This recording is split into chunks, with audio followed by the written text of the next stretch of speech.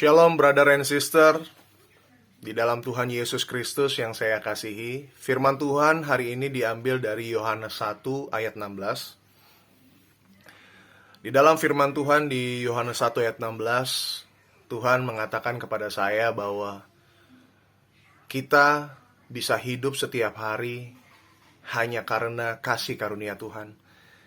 Hari ini kita hidup karena kasih karunia Tuhan. Besok kita hidup karena kasih karunia Tuhan. Besoknya lagi kita hidup karena kasih karunia Tuhan.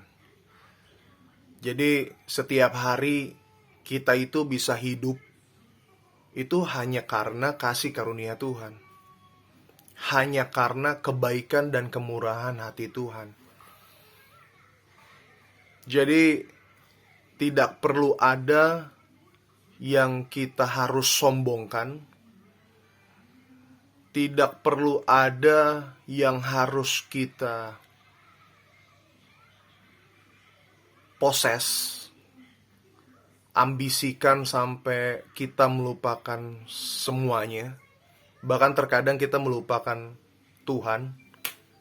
Kita lupa kalau kita masih bisa bangun keesokan paginya, bernafas dengan baik, tidurnya nyenyak, segar, bugar, nggak ada sakit, demam, flu, pilek, pusing, whatever it is.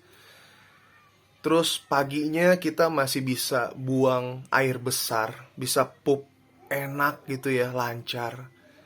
Nggak ada sembelit atau apa, sakit perut yang gimana, apa gitu.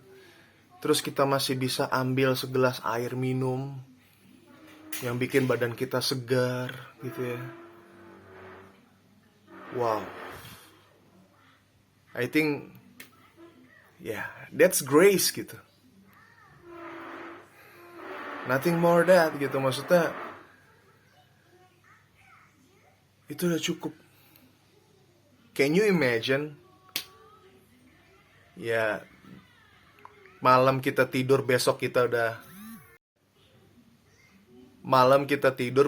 kita udah mati. Ya kalau langsung bersama Tuhan, wow, it's okay with that gitu. Tapi kalau malam kita tidur, besoknya kita mati, tapi kita mati dalam keadaan berdosa, gimana? It is a disaster kan? Bencana banget. Jadi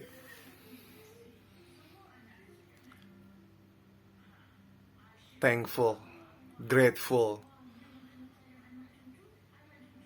terima kasih sama Tuhan. Setiap hari, setiap detik, setiap menit, setiap jam, buat makanan, minuman yang dia udah sediain lebih dari cukup. Buat pekerjaan, buat kendaraan yang kita miliki saat ini, keluarga yang lengkap, papa mama yang masih ada bagi yang masih punya papa mama lengkap, anak yang luar biasa, sehat, ganteng, cantik. Wow, thanks God. Karena di Yohanes 1 ayat 16 di situ ditulis sangat jelas banget bahwa karena kepenuhannya, wow,